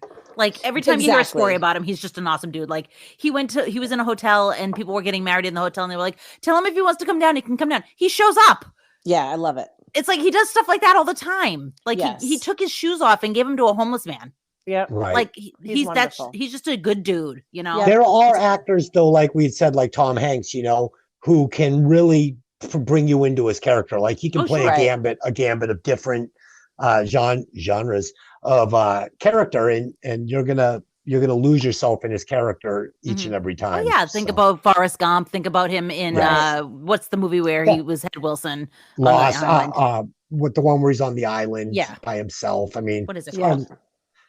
hardly any dialogue in that movie at all, and he carries them. You're gonna watch a guy not talk for an hour and a half. I've watched that movie, Castaway. I've watched Thank that movie Right. 25 times, and I'm every time I'm like, fine, leave it on. It's great. It's entertaining. Yep. He didn't say a word for an hour. And then not only that, when the fucking soccer ball falls off the raft, I am in tears. Wilson, this fucking guy made me care about a fucking soccer ball. How dare you? Oh yeah. Personally, Yeah. I loved him in Big. Great. Oh yeah, Yeah. yeah. But it's funny because that is back when he still hadn't developed his craft. He was still kind of playing the goofball like from Sure. Booze and Buddies. Mhm. Right. You know, but it got to a point where, you know, his acting chops are impeccable. I Yeah, mean, he leveled yeah, up I pretty mean, hard. This is the same guy that did Bachelor Party. You know yes, what I mean? yes. And that was pre whatever movie it was that broke him. But I mean, he's And been then in the Green Mile. The Green Mile. Yeah. Great. Philadelphia. Yep. Yeah. I mean, Castaway, Da Vinci Code. This guy is fucking super talented actor, Yeah. uber talented. And even last week when we did Don't Look Up, the one that played, what's her name? The red hair. Jennifer Lawrence. Jennifer Lawrence. You know, I love thought, her. yeah, and I thought that I lost myself in her character. She's a beautiful totally did. actress. And, you know, you forgot even who you were watching. I'm just like, oh, no, this is Professor Lindy's student. Yeah. Yeah. Yeah. I love it. Yep. All right. So feeling defeated, John asks God for help and gets no reply. He cuts his wrist and time stops just as Gabriel is about to plunge the spear into Angela. Lucifer, played by Peter Stormare, arrives in his white suit and black tar-covered feet. John tells him what Gabriel is up to. Lucifer confronts Gabriel, telling them that the human world is to be his eventually. He sends Memon back to hell, and seeing that Gabriel has suddenly lost their power, burns off their wings. He returns to collect John. John asks Lucifer for a favor. Send Isabel to heaven, and he'll go with him willingly. Because he feels like he owes him a favor because he just thwarted Mamon's plans. Right. As he begins to drag John away, he becomes immovably heavy, and suddenly the light of heaven shines on him. Heaven is claiming John because he made a sacrifice to save Isabel. Lucifer, not to be outdone, thrusts his hands into John's chest and pulls out all the cancer in his lungs and heals the cuts on his wrist. He's going to give John a chance to live and sin so that he ends up back in hell. And let's hear it for Peter Stormare. He was friggin' awesome. When And he that's licked his one of the face. Oh my God. That's one of the scenes that I remember was him. You see him coming down. Oh yeah, like all of a sudden like the little drip of black tar, Yeah, and then all of a sudden his feet come down. It's His like feet with the suit. I'm like, that's one scene I do remember, and I remember him just being so freaking good in this. yeah. So And fun good. fact, they wanted him to wear like leather and studs and stuff, and Peter Stormare was like, "Let's rethink this," and he's the Yeah. one that thought up the white suit. I'm so love glad it. he did. I'm so Yeah, glad he's they did. awesome. Yeah, I love when he leaned in and he licked Keanu's face. I was like, it's so good. Mhm. I thought that this was it was good. It was good writing. It was a quick tie at the bow, but they Yes. did tie it up all Yeah. nicely. And I love when he's going back up to heaven and he's giving him the finger. Yeah, I thought that was Yes. great. You know, this is going to be a little Neo. How about you give me my call and I give you the finger? yeah. We're going to get a couple of callbacks from the Matrix. But what I did appreciate about this scene was I didn't see the devil bringing him back. I thought that was really cool that he brings him back and heals him. Like the devil performs a miracle Yeah. Yeah. and cures his disease and gives him He technically another is an shot. angel still. Yeah, Even though he's a fallen angel, he's still an angel. that's absolutely correct. I think he And has respect for him. yes, agreed. You know, even though he doesn't necessarily, he doesn't have to like him. I think he has respect for everything that he's done. I think he doesn't want to let him get away. Yeah, he wants him. He's like, I'm going to let you go back to living, and you're going to fuck up, and you're going to end up back with me. Right. It was an interesting dynamic between the two, and I felt like both you said, he had a lot of time invested in John Constantine, and for whatever reason, he wanted to spend some more time with him in his world. Well, so here's the thing: the game that's happening between God and the devil, the wager. You know, slight influences and see if you can turn them towards your side. Right. Whether you can turn them towards good, you can turn them towards bad, and see who collects the most souls at the end of the world, right? Let's see who has the most souls. That's the game, right? So in the meantime, anytime a demon breaks the rules, John sends him back to hell. So that's hurting Lucifer's game. Correct. And so that he's like, this guy, don't like him, but like you said, I think there's a level of respect because of what he's done, but he doesn't like him, and he's definitely looking to put him through his paces. Now, I thought that the test came a little too quick, though, against Gabriel. It's like the guy just got his soul back 6.5 minutes ago. He's not going to blow your head off. Yeah, it's just like he's not dumb. So I don't think that was even Gabriel testing them. I think that was Gabriel looking for a way out because Gabriel's now human and they don't want to be on the earth. But I think that we were also led to believe that if he had killed her, that it would have been back to murder and back to hell. Because she's human. I mean, so he would have been murdering. I don't think human. that's what Gabriel was thinking. I think Gabriel was thinking, I'm a human now, and I have to fucking feel pain and live this human life, and I don't want to because Gabriel hates the humans. Yeah, Gabriel was not happy. No. But had he shot her, that would have undone his good deed. He would have been back on the naughty list. Yes. Yeah. So I'm going to wing us into the end here, kids. Do it. John and Angela both wake, and so does Gabriel, who's now human. They try to goad John into killing them, but John opts to punch them in the mouth instead and leaves. Later, John meets Angela and gives her the Spear of Destiny and tells her to hide it where no one, not even him, can find it. She leaves with it, and Constantine jams a piece of gum in his mouth, foregoing the cigarettes. In our post-credits scene, John goes to Chaz's gravestone. He leaves his lighter on top of it and tells him that he did good. An angel appears behind him. It's Chaz, and he takes off without a word. That needed to be in the fucking movie. It was at the end of the movie. No, that should have been the actual end of the movie. It is. It's the post-credit scene, not your fault. Again, is this a fucking Marvel movie? Like, no, nobody is giving me a heads up. What? It's a comic book movie. Loosely. Yeah, I honestly, I would have rather have seen that in the movie. Yes, like me and Mickey both missed it, so obviously huge mistake. Yeah. Well, it was what it was, but yeah. And it's funny because when it was over last night, I said, I wonder if I should wait and see if there's anything at the end. And then I'm like, nah. And you missed the best part. Yeah. So did I. Fuck. Yeah, that ending, I mean, that had to be there. Yeah. So he was something. He was, whether he was half angel before, if he got it because of his good deeds, I don't know. But he was in an outfit very similar to Gabriel's, that white outfit, and had wings. And I will say that I'm really, excuse me, I'm really glad that they didn't make it all oogie at the end with them kissing or anything. I love that they didn't kiss. I was like, if I'm going to, especially with the couple of times where they get close or she thinks he's going to, and then they don't. I would have been perfect because perfect. That's not what this was about at all. There was no, and I like that there was no romance. There was no oogie. Oh, I'm gonna fall for her and it's gonna fuck me up and it's gonna make me vulnerable. Or I mean, whatever. There was enough of it, like the tinge, like when Midnight says to him, tell me this isn't about a girl. A little bit. Right. And he says, it's mostly not about a girl. Right. And I did, and I did appreciate that, you realize that he's got his life to live on Earth now, so he's got plenty of time, and Right. they left it open-ended. Like, Right. maybe. Yeah, and she said, "I'll see you around." Right. Yeah. know? So Which I was took cool, that. but I'm really glad that there was no kissing or like, Yeah. you know. I took it as they were going to go out for gumbo at Bubba Gumps. A bowl of gumbo at whatever the fuck the Papa place is. Mojo's. Papa At Papa Mojo's. Mojo's. Bubba Gumps. Oh God. God. Yeah, the end of the movie, like I said, the end of the movie for me just screamed of the end of the first Matrix movie. It was almost the exact same ending. You get the voiceover with Keanu sitting on the roof looking out over the city. I was waiting for him to fly off. He never did, but I really wish I had seen the end. I'm gonna have to go back and watch it now.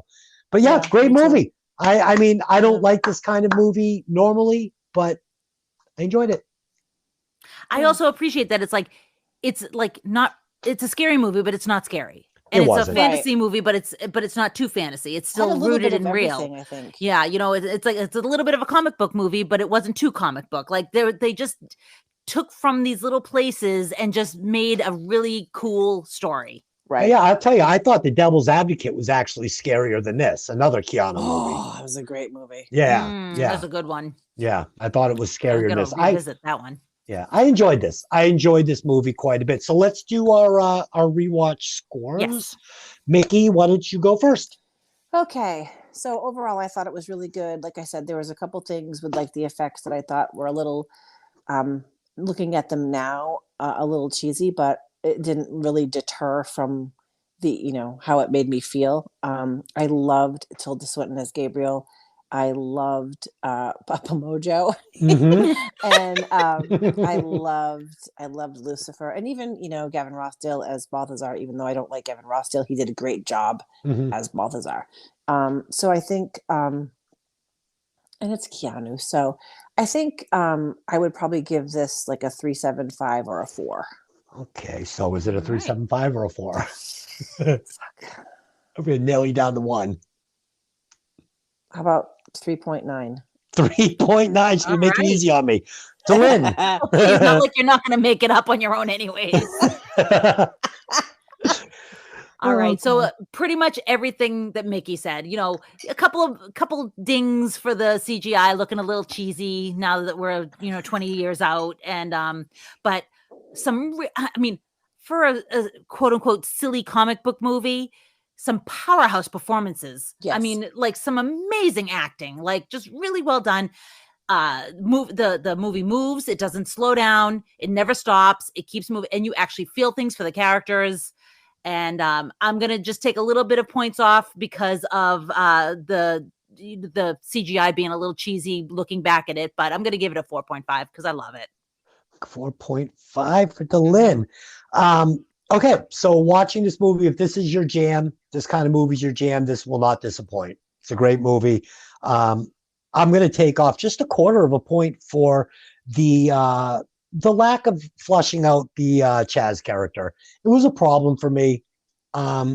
With such a tight script, I just am kind of confused on how they missed that. And I feel like we missed some scenes that maybe were cut in the very beginning that explained the character better. But for that reason, I'm going to take off a quarter. I'm going to give this a 4.75. I can't even believe I'm going to Whoa. say that. Wow. You're giving a better score than me for this? Yeah, I mean, because I feel like if you dig these kinds of movies, then you would really love this. Mhm. So, yeah.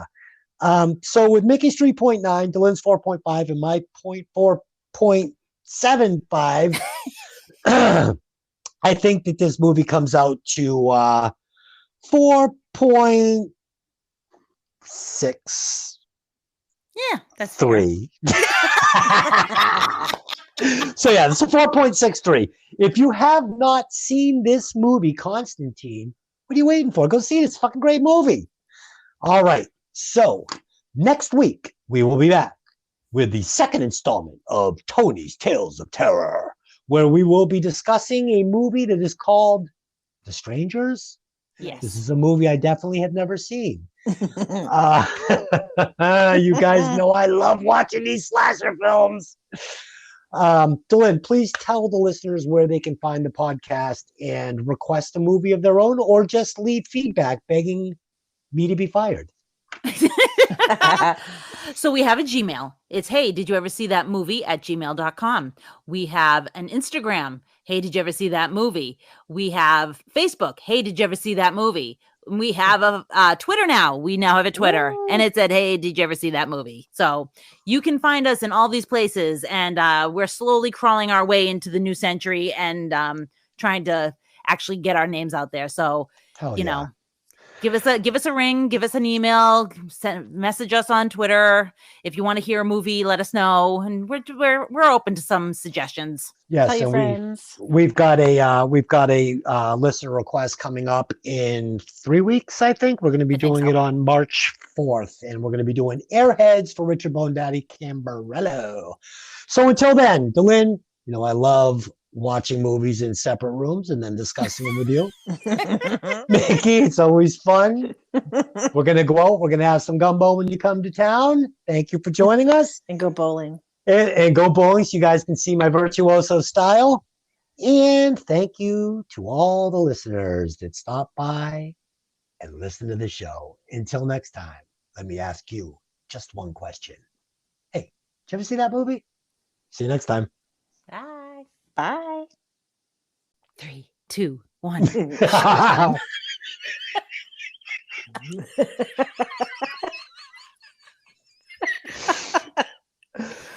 Okay, I'm sorry.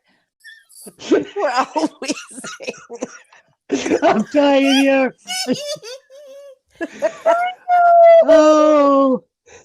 Okay. All right. Shall we? Let's bring this serious. Okay, I'm touching. All right. Oh God, I'm dying.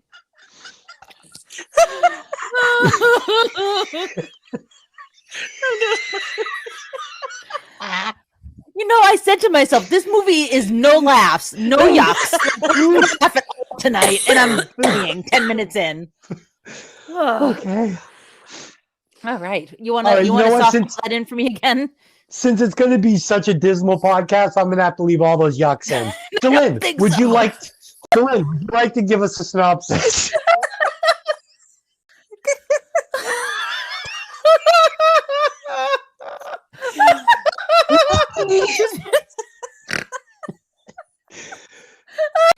As a suicide survivor, demon hunter John Constantine. I'm dying here. That was a hatchet job.